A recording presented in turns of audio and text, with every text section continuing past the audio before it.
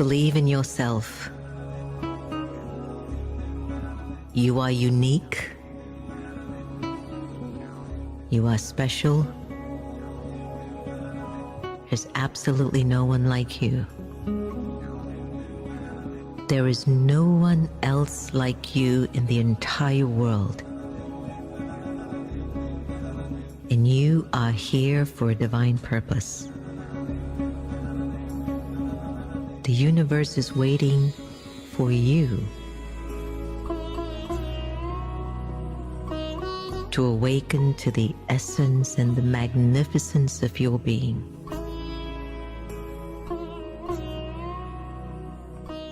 Believe in yourself.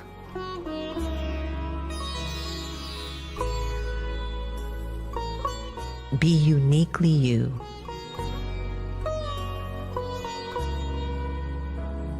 You are the perfect blueprint and image of the divine. Believe in you because the divine believes completely in you.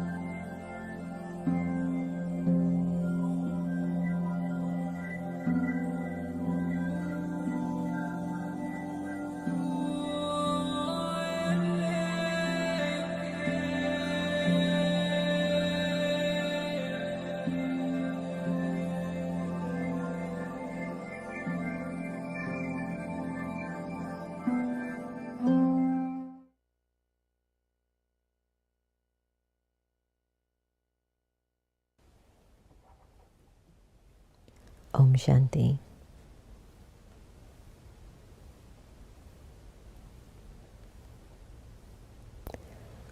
When I turn my attention behind my eye, it's with the intention to expand my inner world, my inner light.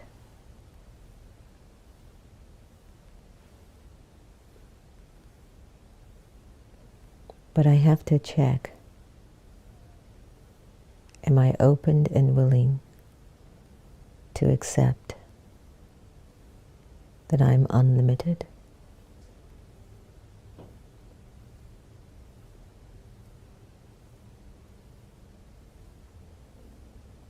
Let's take a journey within to observe the level of our energy, to gauge where we are at this moment in time.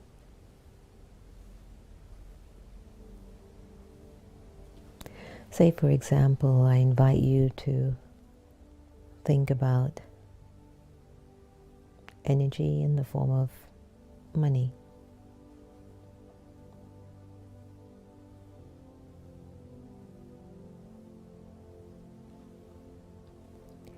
And if I were to ask you if you have 9 cents in your name, would you say yes, and how would that feel?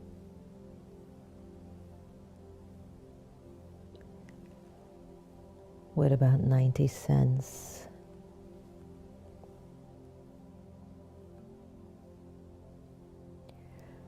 $9. Let's just say, are you worth $9? Do you have $9?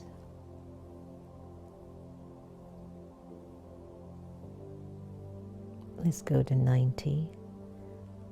Observe very slowly how the soul is feeling as it travels through energy, consciousness, energy awareness, capacity building. There's a big difference between 9 cents and $90.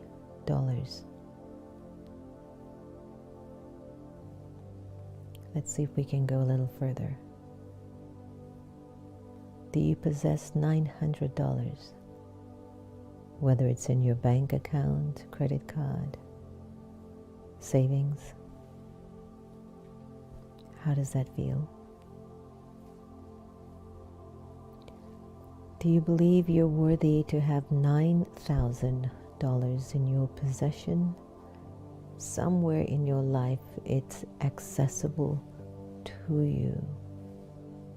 What if the energy of thought could attract that for you?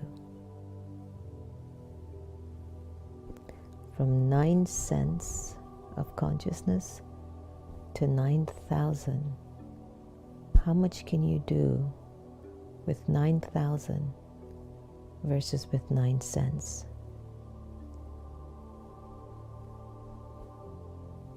Now imagine just for a little bit, you possessed $90,000 at your access. It's all yours. What would you do? How would you feel? Do you believe that you could possess that? Let's keep climbing. 900,000. It's your value. It's what you're worth. It's what you can turn to. How is the soul feeling now? Is it stretching?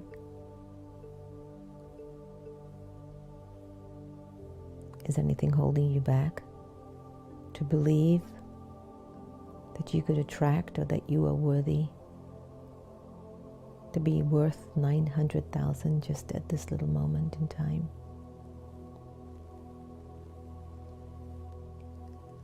Let's expand our capacity some more. $9 million.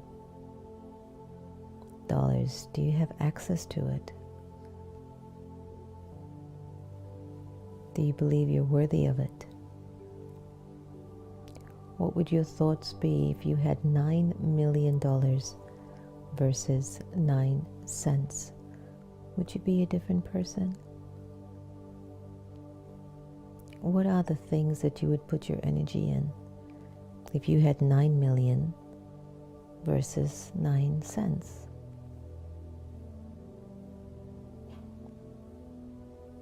Now let's go a little bit higher. $90 million is at your access. What would you think? How would you see yourself knowing you are valued that much? From 9 cents to $90 million, what did you do to raise your value to that extent?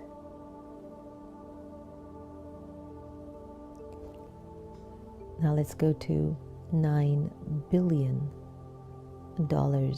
worth of energy is within you, does the soul believe it? Does the soul feel it? Does the soul accept it? What would you do internally, knowing that you are valued that much? What would be your thoughts? What would be your words? What would be your choices? You are valued at $9 billion. Does the soul feel it? Does it embrace it? Or is it pushing it away and thinking that 9 cents was so much easier to maintain than 9 billion?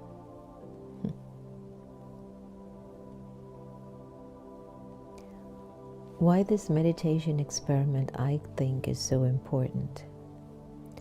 It actually helps us to distinguish where our limits are in life.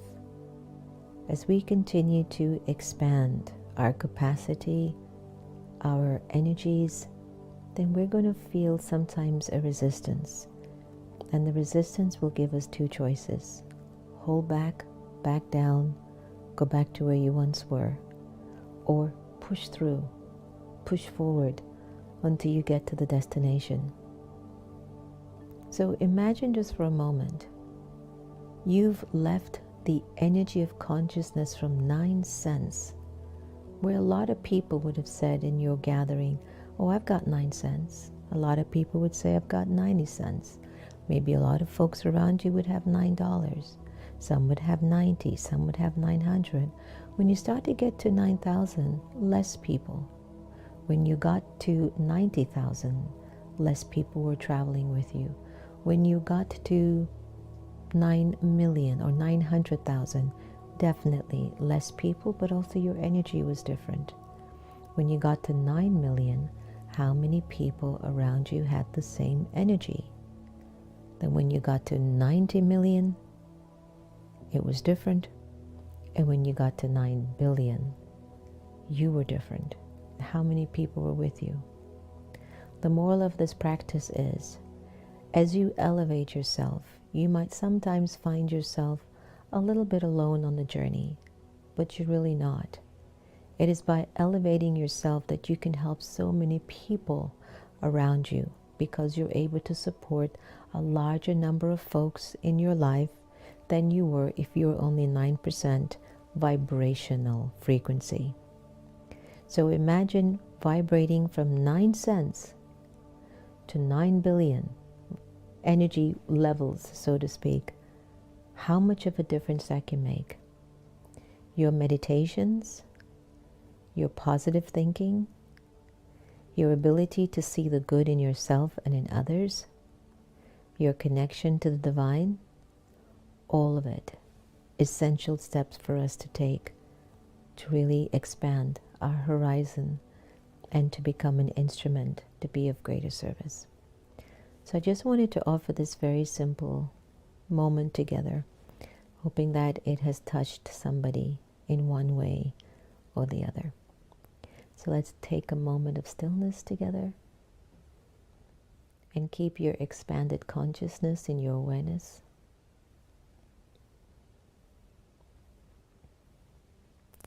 And hold this moment of silence.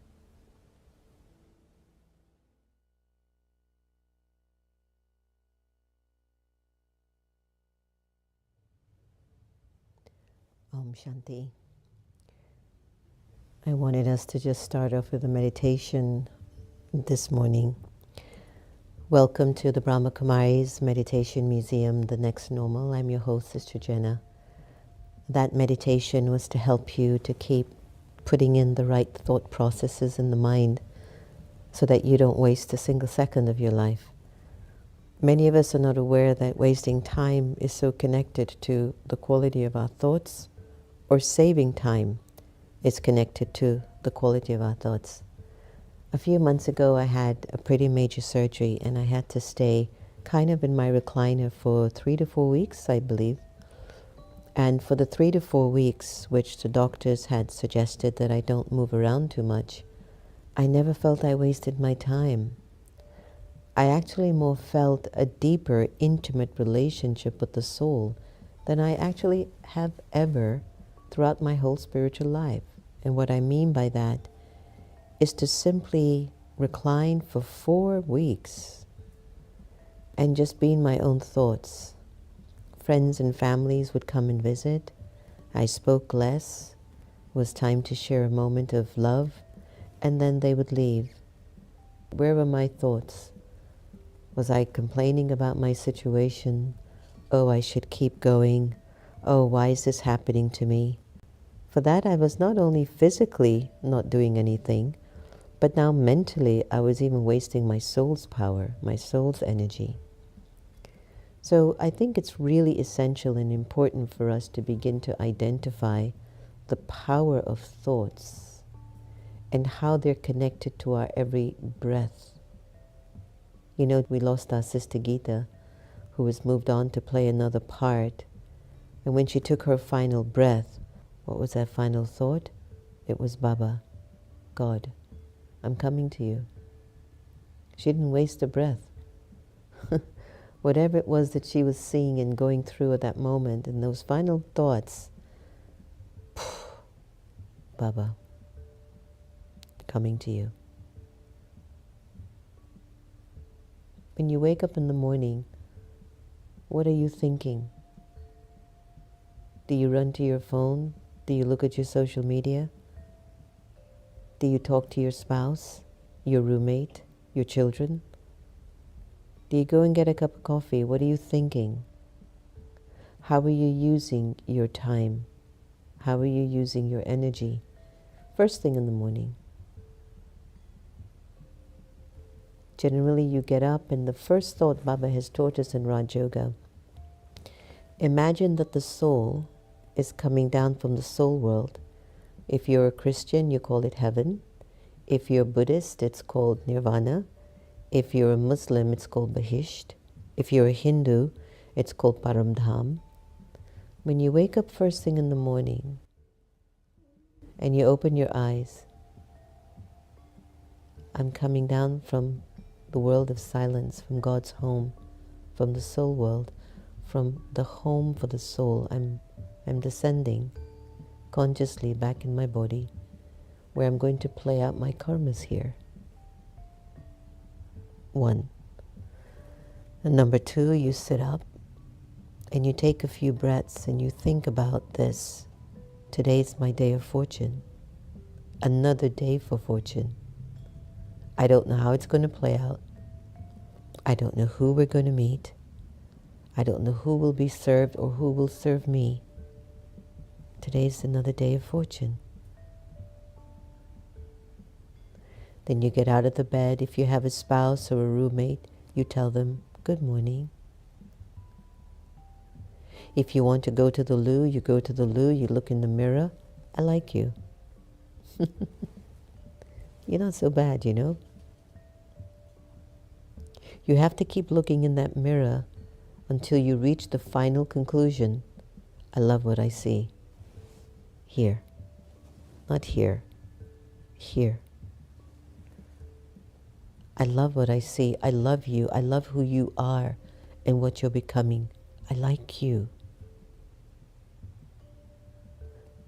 You see, you didn't waste a minute since you opened your eyes in the morning yet.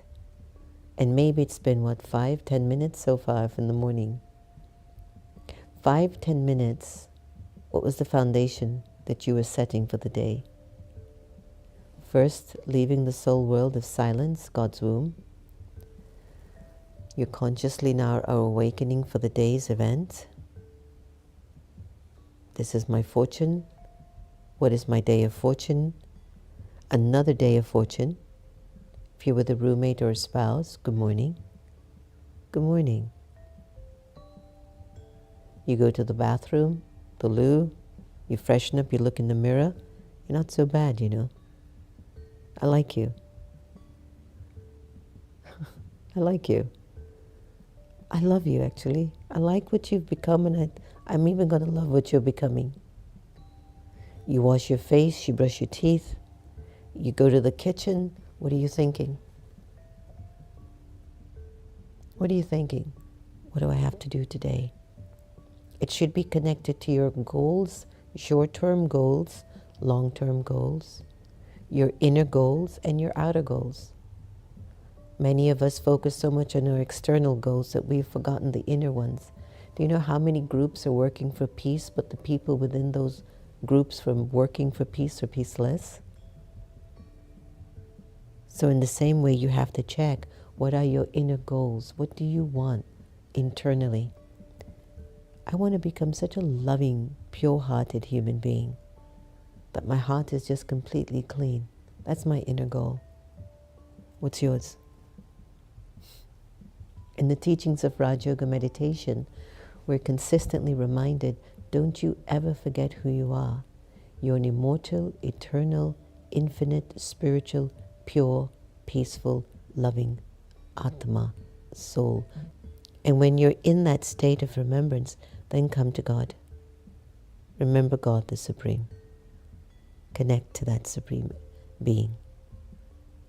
And feel the vastness of how that love and purity and peace can expand through your personality. So important. So important.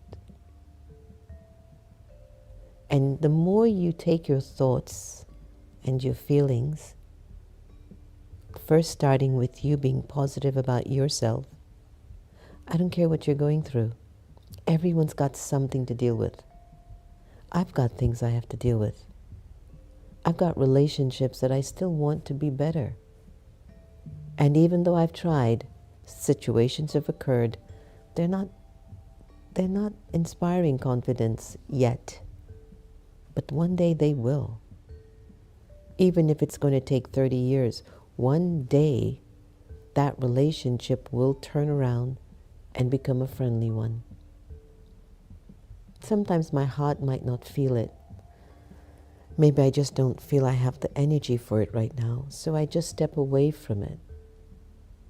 Maybe once in a while, I'll look at the negative situation and think about it from the lower vibrational level, but I'll catch myself and say, that's a waste of time. That's definitely making it worse anyway. Let me stop. I love that soul. I bless that soul. I really love that soul. In time, it'll work out. So whenever you use your thoughts for anything that's benevolent, kind, loving, constructive, peaceful, creative, innovative, if you're progressing, you're stepping out of the box and making whatever you have around you in your life better, that's saving time and energy. And because you've saved time and energy, you earn an interest, the interest of power, the interest of positivity, the interest of confidence, the interest of luck, the interest of bringing the right people into your life, the interest of you staying on track and not losing your focus. I've heard some friends tell me, after they retire, when they were working for 20, 30, 40 years in a job, they had a regimented program. But after they retired, they felt so much more busier because their timing wasn't in place. And so the biggest way that we're wasting our time is by having waste thoughts. Waste thoughts create waste decisions. Waste decisions eventually make us feel that we're going to regret something. We're going to feel like we are going to have guilt as a result of the decision. I didn't think it through. Waste thoughts create garbage, wastage. It needs to be thrown away. That's why it's called waste. Why do we keep waste thoughts? I am not good enough. What's wrong with me? This one's like that. This person's like this. The government, this, that. I don't have enough. It's such a... Okay, what do we want? Start to write it down very clearly. What do you think will give you joy or bliss? What would make your life feel like it's purposeful? Until you're clear, the universe can't bring it to you. God can't help you. So first and foremost, your inner world. What do you need? Secondly, externally with your talents, your skills, your strengths, your qualities, and God with you, what can you do together to make the world a better place, to make your life better? Do you see the difference? If you use your time and your thoughts in a worthwhile way, you're going to feel like everything, the universe is going to have your back. Everything is going to walk and come in front of you to support you, not to push you down.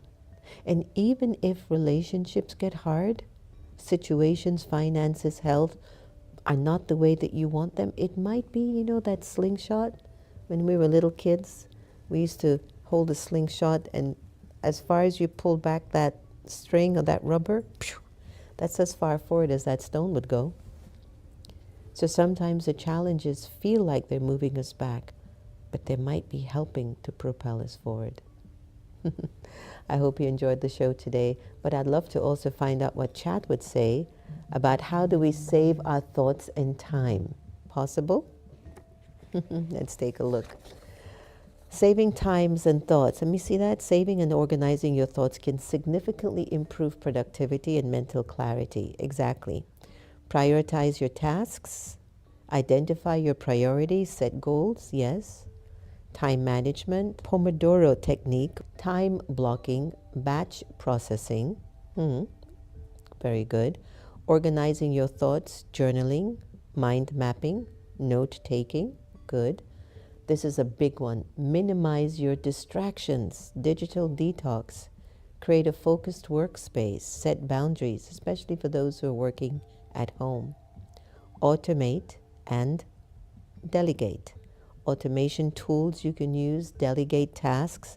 Stop trying to take everything on board for yourself. Regular review and reflections are important. Weekly review on how you're doing. Reflect on your productivity. Practice mindfulness and meditation. Watch The Next Normal.